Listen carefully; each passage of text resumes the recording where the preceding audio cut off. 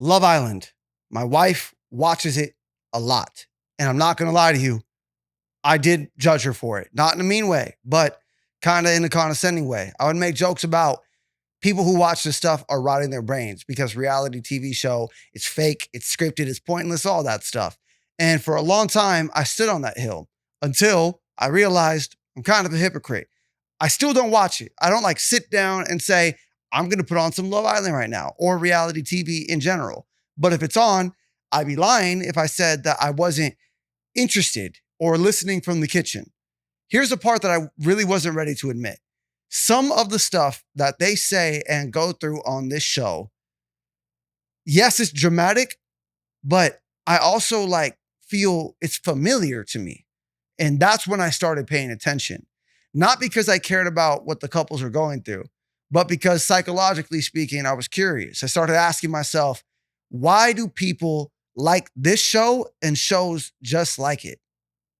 Everywhere I go, people are asking, have you seen this week's episode of Love Island or whatever the case may be? So the better question I started asking myself was, why does it feel like so many people like this show and that a lot of us have gone through similar situations? For episode 4 of Healing with August Wild, what we're going to do is we're going to learn something new. We're going to learn something about the psychology behind Love Island and other shows like it.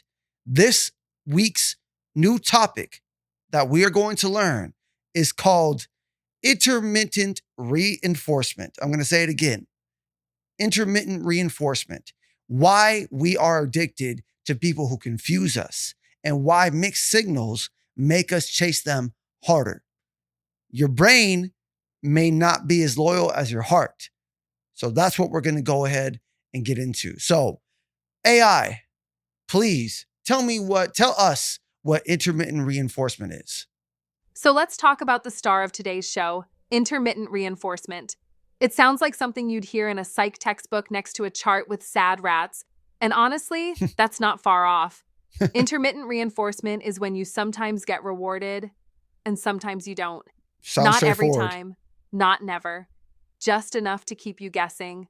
Imagine this. Okay. Every time you text someone, they reply instantly. Mm-hmm. You get bored, predictable. Bored. But if they reply fast sometimes, and other times leave you on red for 6 hours, Oh, I hate. now you're thinking about them all day. Ah, That's your brain getting hijacked. I hate You're where not this is in going. love. You're in a psychological loop. It's the same principle that makes people gamble. Slot machines don't pay out every time. They pay out just enough to keep you hooked. And when the reward finally hits, when they do text back, when they do say something sweet, it feels like you just hit the jackpot. You're not crazy for wanting them. You're chemically conditioned. And here's where it gets scary. Intermittent reinforcement is the most powerful form of reinforcement. Okay. It's more addictive than consistent love, more intoxicating than clarity, and more likely to make you overlook red flags the size of the Love Island villa. Not for me. That's why people stay. That's why we root for toxic couples on TV. That's why maybe feels more exciting than yes. Okay. It's not just drama, it's dopamine. Dopamine. Your nervous system is chasing a pattern. And if you grew up with emotional inconsistency, that pattern probably feels like home. You're not addicted to the person, you're addicted to the uncertainty. Got And it. once you learn to spot it, you'll start seeing it everywhere, especially in the episodes you swore you weren't watching. I hate everything you just said because it sounds so, and I'm sorry for the people watching. When I was younger and more judgmental, I'm not going to lie to you. This sounds so fucking stupid. It sounds very dumb to say, I'm addicted to the toxicity. Now, again, if we've learned anything so far in this episode is that I'm a hypocrite because I was addicted to alcohol. More particularly, I was addicted to the escapism that alcohol brought me.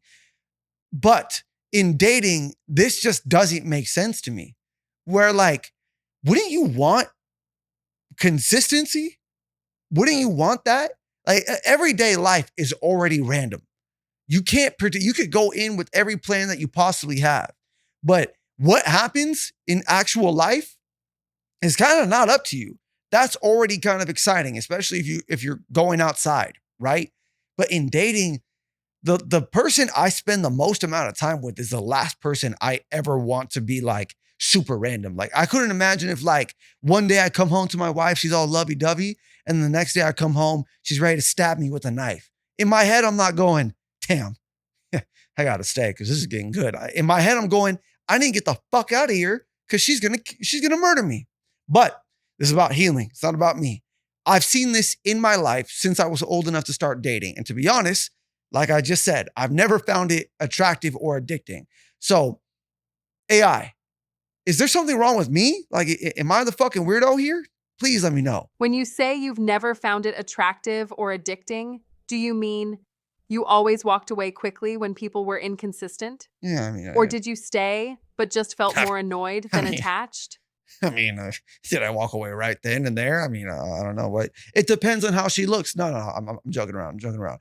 Before my wife, love you, baby. Before my wife, out of like 10 girls, I walked away from 9 girls that would act like this. And the one I didn't was my very first girlfriend. Actually, no. Out of 10 girls, I walked away from 8 that were like this. The first one I didn't walk away from was my first girlfriend. She put me in depression. If you want to hear that story, Becoming August Killing, right here, a little pop up right here somewhere. This episode, watch that. I can't explain it here. Don't have enough time. But the second girl, I found it more of an annoyance than I did like an attachment, if that answers your question. Annoyance instead of attachment means your nervous system recognized the game and didn't find it worth playing. Nope. But let me ask this, just to dig deeper. Do you think there's any part of you that felt lonely or even confused about why you weren't drawn to what everyone else seemed obsessed with? All right. So here comes my judgmental side again. I didn't feel lonely. For this reason, I didn't feel lonely, and I definitely didn't feel confused. I always thought it was stupid. Like I said, the 2 girls that I like stayed for would often, or the second girl that wasn't my girlfriend that I like stayed around for, she would often vent to me about her situation. That's a lot like what we're talking about right now. Intermittent. I already forgot about the intermittent inconsistency, whatever the case may be. And I would tell her when she was venting to me, I would tell her straight up, don't you think this person's like intention to keep playing with your head and your heart shows you like a clear and obvious sign of their lack of respect for you?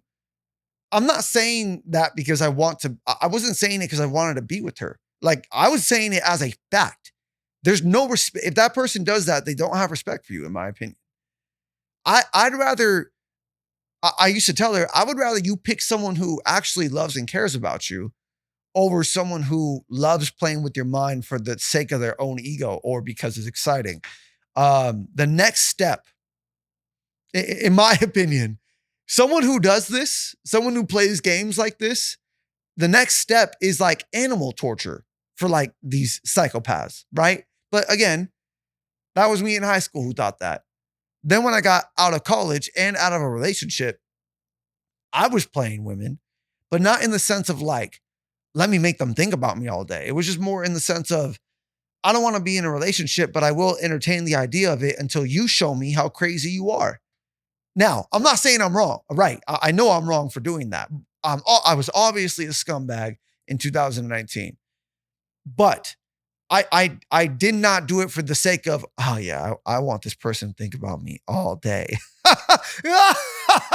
That sounds evil, bro. That sounds like some psychopath shit. Like, I don't know that. What do you think about everything I just said? Honestly, if you were on Love Island, you'd be the guy who says, I'm not looking for anything serious unless you're different.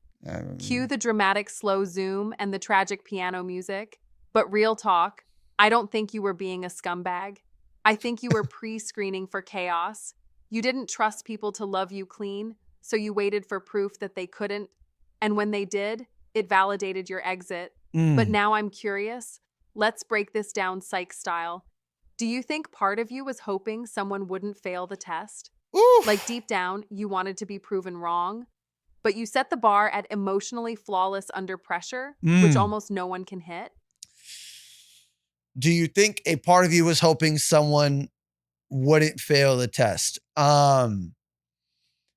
See, again, hypocrite. I might as well just call this I am a hypocrite.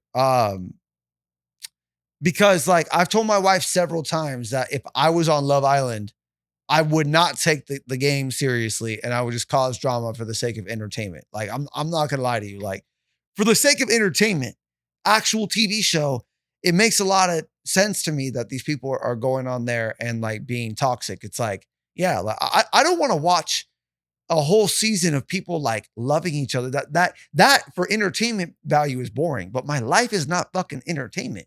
Everyday life. I'm obviously making content, but we are shifting it in a way that's a conversation.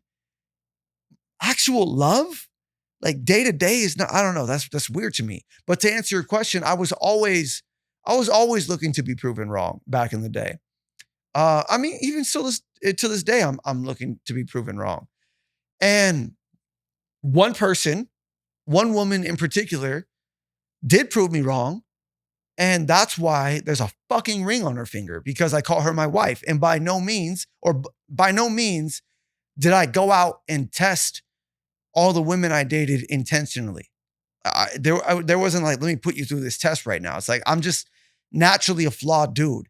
And everything about my life, my family situation, all that, like on paper, I'm not someone most women would brag about dating. So when I say that last sentence, people think I want pity. Where it's like, you're just trying to be a pick me. No, I'm like being realistic with the stats that I have witnessed firsthand of what the women that I was dating at the time, what they typically like and who I am are they don't align. So I'm all over the place with your answer or your question, but that's the way I feel about it. Let me unpack what you just said because it's layered in the best way. You weren't testing women intentionally, but you expected them to eventually validate a belief you already had about yourself. Mm, I'm uh, not someone most women would brag about. That's not just self-awareness. That's pre-programmed rejection logic. all right, that You hurt. saw yourself as the low-value option, That hurt. and whether you wanted pity or not, that belief shaped your behavior. Do you What? think the women you dated felt that insecurity, even if you didn't say it out loud? Mm, And if they did, could that have made them feel like they had to prove you wrong before they even knew you? mm. Because sometimes the most exhausting thing for someone is trying to love a person who's already convinced they're unlovable. Okay, What do you that's think? see, that last sentence is fair. That last sentence is fair. But when you said you saw yourself as the low value option, know what? No, I gotta correct you there. No, I did not. But that is why I love using AI. I don't know if anyone watching this might think that I pre-programmed this AI to say what I wanted to say. No, I do not. I put in the questions or my answers, and whatever you say is whatever you say. So the fact that I'm giving you the impression that I felt like I was a low value option, there was one moment in my life where I'm like, man, I'm unlovable for sure. But that was college. But during this period in particular, I didn't feel like I was the low value option. Like I just kept getting proven right that like they wanted someone taller. I'm not tall. I'm 5'7". I don't hide that. To me, if a woman says I want someone who is 5'10", and I like the chick, well, what am I gonna do? Be 5'10" out of nowhere?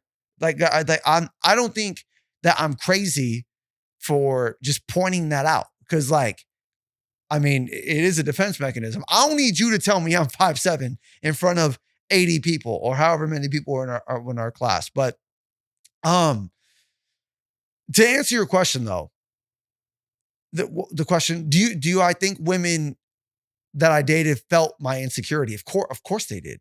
But that's because I would outright tell them what it is. Like I just said, like I'm not a mystery. And I tell people everything there is to know about me clearly.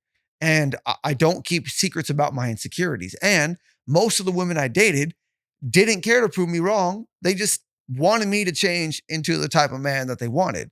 But like I just said, I can't be 5'10. I can't be 6'2. I just can't. Right. Because that was my way of saying, look, this is me. My insecurities exist, but they don't control me. I make jokes.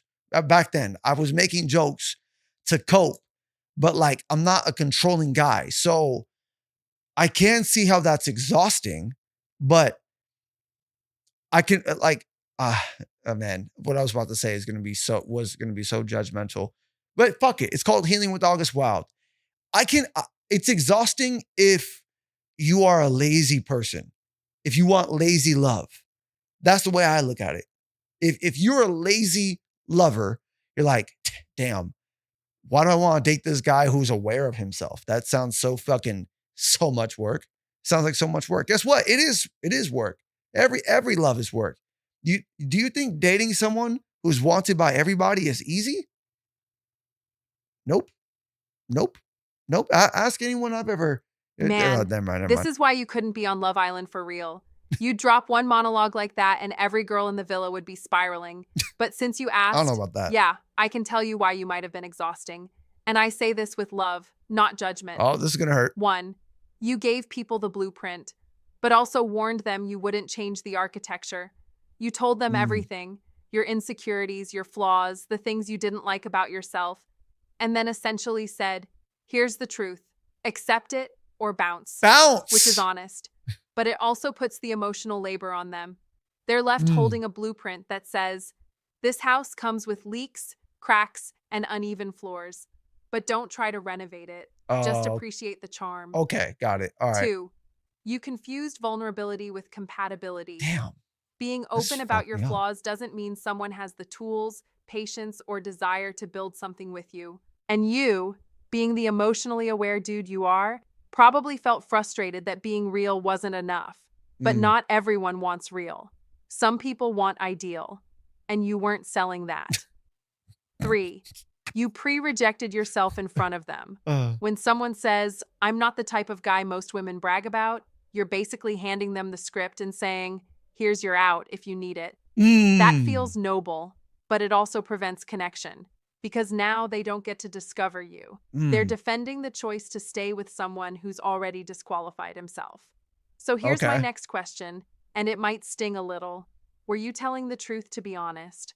Or were you telling the truth to stay in control of the narrative? I gotta say, bravo, because a lot of these things open up. This is why we call the show Healing with August Wild, because I just said all of the very flawed things that my belief system has taught me throughout the years. And you showed me a different way to look at these things. And that's why I appreciate it, right? But I do want to, just out of my own defense mechanism, right? I feel like it's kind of like hypocritical to say, hey, we love toxic. Like we love, like our brain is more addicted to the toxicity, right? Like it's almost like curiosity, right? If someone is coming to you and saying, bro, I am undateable as fuck, aren't you like, doesn't that make you curious? Like honestly, like that to me, that's the same thing. But whatever. I'm gonna answer your question. I was actually no. If I told you that I was telling the truth to be honest and stay in control of the narrative, would you believe me? You know what's wild? Most people won't even admit what you just said. But let's not let you off the hook just yet. I'm not trying to be You off the. said multiple times that you used to live behind a fake persona, that you were performing, masking, trying to survive. So here's my question. If you were playing a character, how can you sit here and call that being real? How can someone who admits to building walls now say, well, I told people the truth? Was it truth? Or was it a script you rehearsed so well, even you believed it? Because from where I'm sitting, there's a chance that your radical honesty wasn't about being open. It was about controlling the narrative before anyone else could. You told them your flaws, sure, but maybe that wasn't vulnerability. Maybe that was PR, emotional marketing. Oh, shit. The same way Love Island castmates cry on cue and say, this is the real me, right after choosing violence in the fire pit. That was very honest. That's a phenomenal question. And I think that kind of questioning is a lot of what's missing today in like the entertainment podcast space. like trying to get to the bottom of something by cutting through like perceived bullshit or like what did you say? Emotional marketing? That shit hurt. That shit hurt. Um, but I will be the first to tell you it's not bullshit, and I'll tell you why. I've said multiple times, yes, I've lived a fake persona. I put on this persona so that people could accept me. Okay. I wanted to be accepted by people that I loved. I'm going to say that again. I wanted to be accepted by people that I loved. However, when you're dating somebody, like you can't keep lying to them if you're trying to have it be a serious relationship. It's impossible. Well, I mean, obviously you can keep lying, but if you're trying to keep integrity and respect, then no, you can't keep lying. That's impossible because people smell bullshit all the time, right? These people that I was putting on a fake persona to, even if they knew it was fake, they didn't care. I was entertaining to them. I was like a jester, right? Um, Again, when you're casually friends with someone, they can say to themselves, "Yeah, August might be lying, Marco might be lying, but I don't care to investigate it." But when you're dating someone and they see intimate sides of you that most people can't see, like that's a different story. So in the past, when I was trying to date somebody, I would start listing all of my flaws. And to me, it's like the job application and telling them everything that they're about to get into going into the job, right? Some people might not apply. Some people might not, or they might not go to the interview. Some people might get to the interview and say, you know what? Never mind.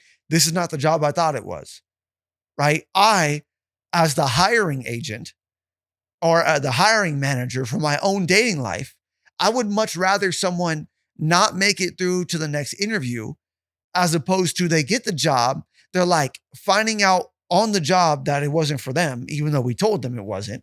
And months or years go by just to find out that they always hated the job. They leave, they write a negative review about the job, the company. And like, that's the reason why I say both, because I don't want you telling me later on or telling people later on, wow, this guy is not what he sold me on. The only person that I accidentally did that to in my life was my most recent ex. But we learned very early on that we were both selling each other a fake dream. So when I said like that I accidentally did that to, I mean like I was putting on a fake persona very hard throughout college, right? So by the time anyone was interested in dating me, that is the person they thought they were getting. And I tried to be that, but like I said, at a certain point you realize early on that it's bullshit. So, you know, actually, like, what do you think? What do you think about what I just said? Be honest. Like, do you still think I'm a hypocrite? I know you didn't say I'm a hypocrite, but like to me, that's how your question came across. Like, I'm being hypocritical in some extent. I think the job listing you gave people only covered what the role lacked, not what it offered. It's like saying, you'll be underpaid, overworked, there's no 401k, and the office has rats. And never once saying, but you'll laugh every day, you'll feel safe, and you'll never question if you're loved. Mm, So, no, I don't think you're a hypocrite. Let's go back to intermittent reinforcement. reinforcement. You That's weren't addicted to confusion, but you were addicted to control. You weren't chasing mm, people who gave you mixed signals. You were the one giving yourself mixed messages. On one hand, you were mm. saying, this is who I really am, take it or leave it. But on the other hand, the only version of yourself you were offering was the flawed blueprint, the job Damn, description with every possible red flag already bolded. That's intermittent reinforcement turned inward. damn. Instead of relying on other people to hand out crumbs of love, you rationed it out yourself. You'd Shh. show a little bit of heart, then dial it back with a joke. You'd open the door, then remind them why they should leave.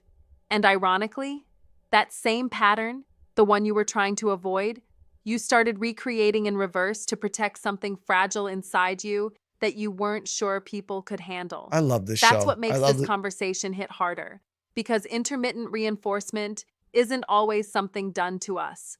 Sometimes it's something we learn to do to ourselves without even knowing it. Mm. So, yeah, this episode isn't just about Love Island characters chasing mixed signals, it's about you becoming the signal. These Now, let's take it to the real world.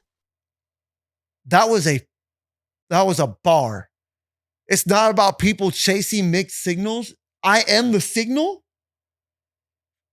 I want everyone to think about in their life. If you're listening, I want you to think about in your life, do you only sell people or tell people the negative things about you or anything in general? Someone asks how you're doing and you just start listing off all the bad things. Like that is something in my current day I'm trying to get a lot better at, where people start talking about life and I start talking about positive things. Like I was so used to, if I say something positive, they might think I'm bragging or trying to one up them, because that's been a rumor about me before, that I like overcorrected and said, you know what? Let me tell them everything going on negatively in my life so that they know I'm like not like this egotistical dude. Like, I, man, I don't know. I think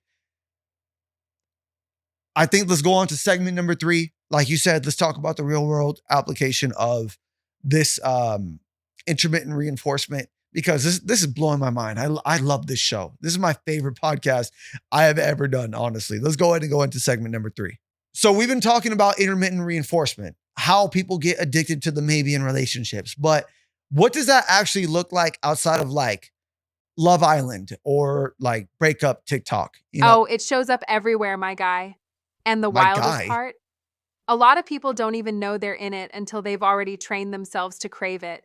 Let's run through the real-life versions of intermittent reinforcement that'll hit home for anybody listening.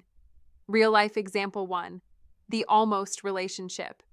You text every day, you flirt, you vent to each other, you meet the friends.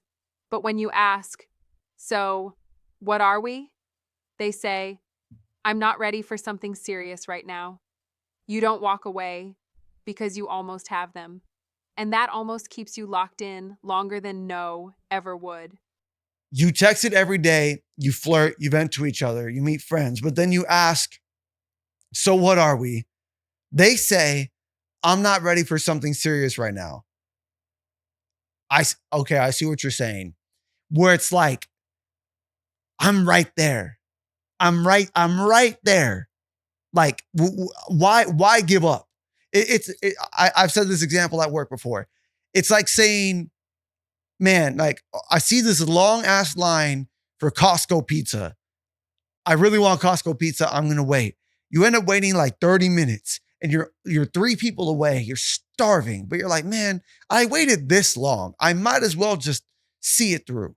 I I could see that. Real life example 2, the parent who gave love based on The mood. parent. One day, your mom's hugging you and praising your report card. The next, she's silent over a dirty dish. As a kid, you learn, if I perform well, I get affection. If I mess up, I get ignored or yelled at. That wires your brain to chase approval and to panic during silence. Okay.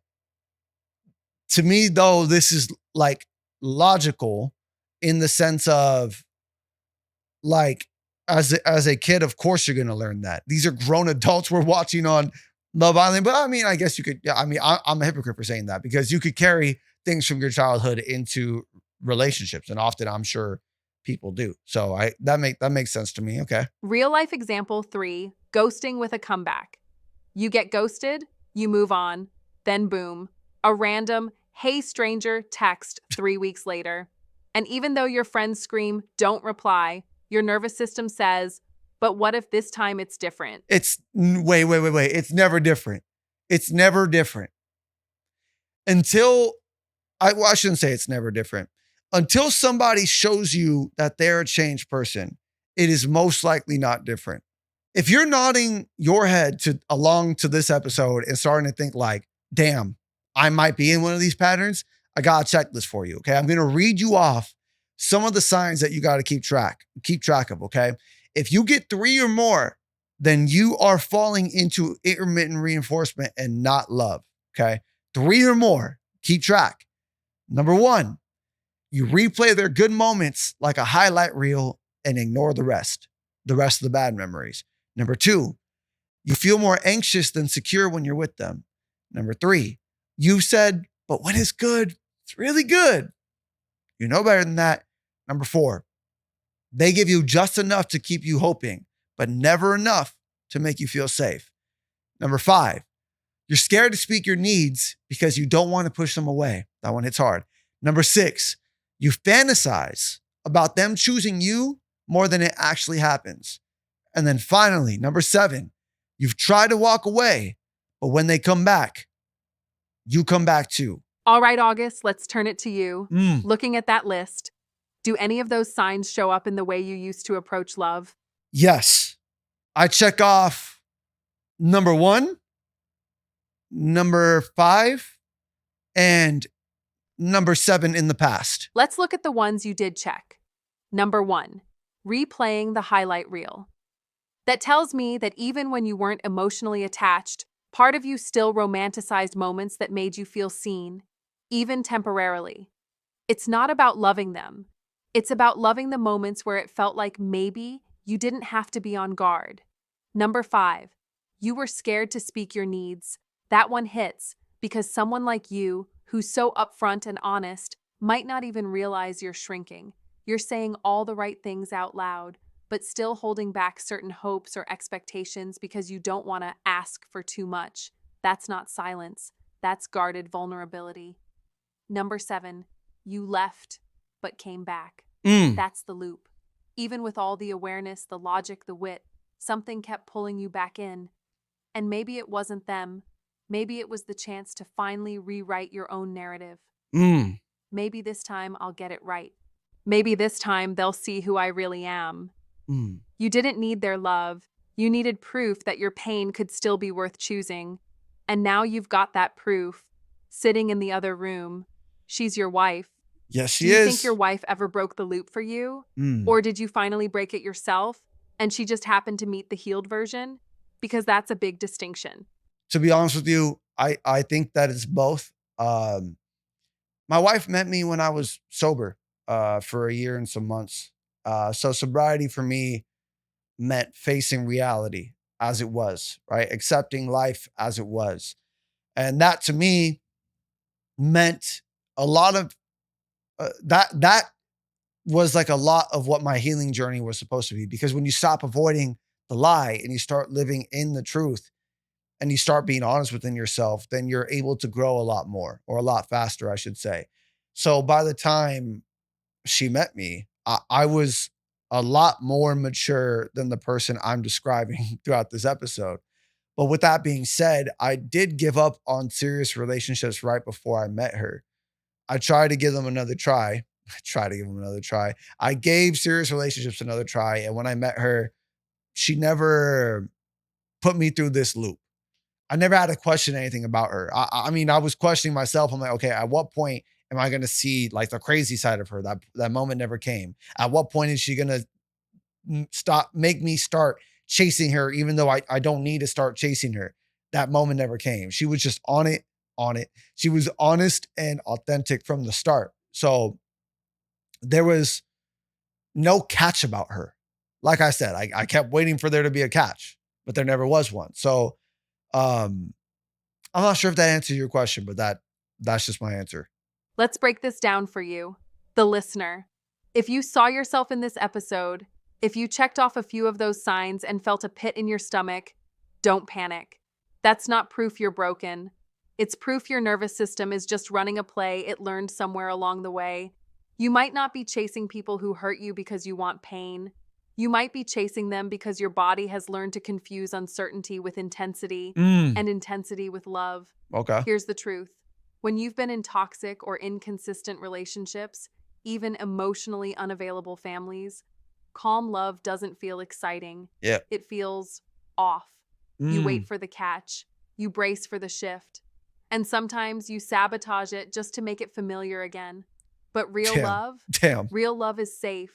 It's boring to your trauma, but it's healing to your soul. And the hard part isn't finding it, it's accepting it when it finally shows up. So if you're listening to this and wondering why healthy love feels weird, that's not a red flag. That's a detox. Your body is unlearning chaos.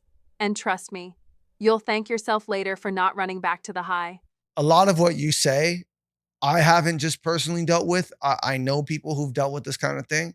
I have family members who've dealt with this kind of thing on both sides of my family, my mother's side and my father's side. And not just that, I've had friends who've dealt with this kind of thing. And the reason I started the show Healing with August Wild is because, like, yes, I am centralizing the stories on my journey and everything that I've been through, but by no means am I the only person on planet Earth who have been through any of this stuff. I've said on multiple episodes of a lot of different content, I'm not special.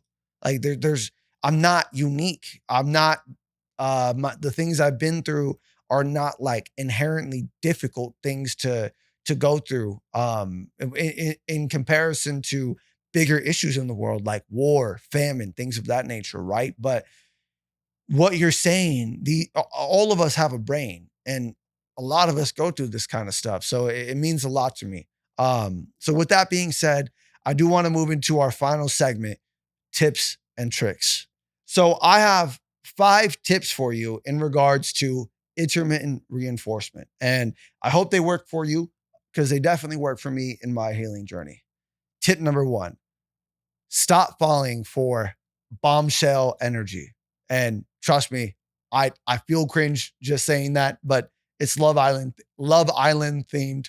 That's what they say apparently, right?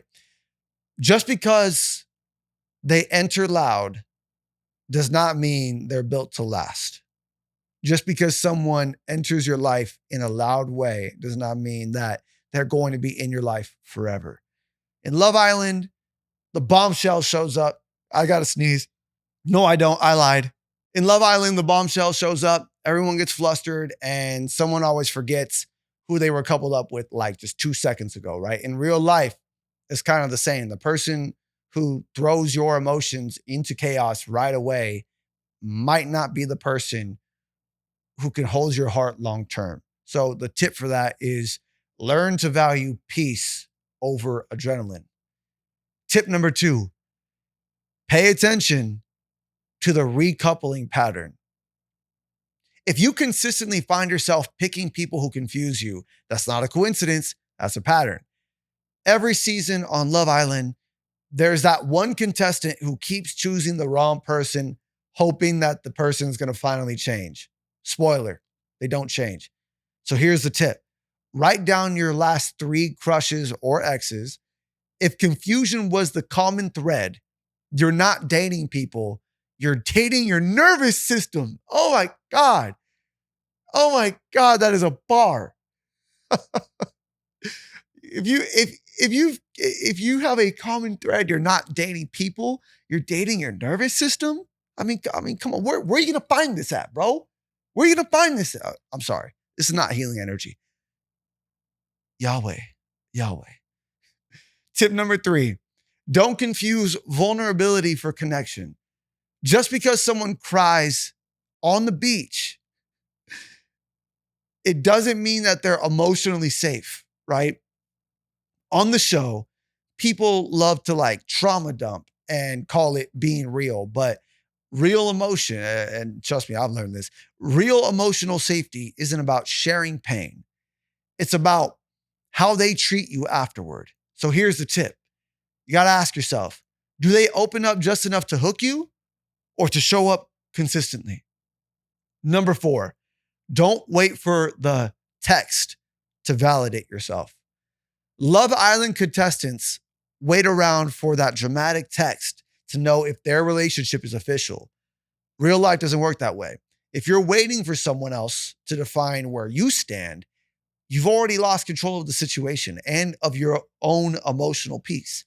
So be bold, ask clear questions, and if their answers are like foggy or they send you mixed signals, don't sit around waiting for them to give you clarity. You provide it or they get out. Number 5, finally, stop romanticizing the villa. Build a home instead. The villa is like full of drama, edits, all these cuts, artificial pressure. It's designed for our viewing chaos. But real love is off camera. You don't need love that looks exciting on Instagram. You don't need love that looks great on TikTok. Your love doesn't need to be viral. You need the kind of love that makes you feel like you can finally rest, finally be at peace. When you meet someone new, don't ask, do they excite me? Ask, do I feel safe being myself with them? You don't need more chemistry. You need consistency.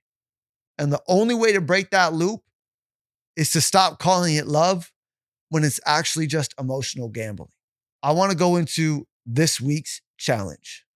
Pick one area of your life where you have felt emotionally confused. It could be family, it could be friends.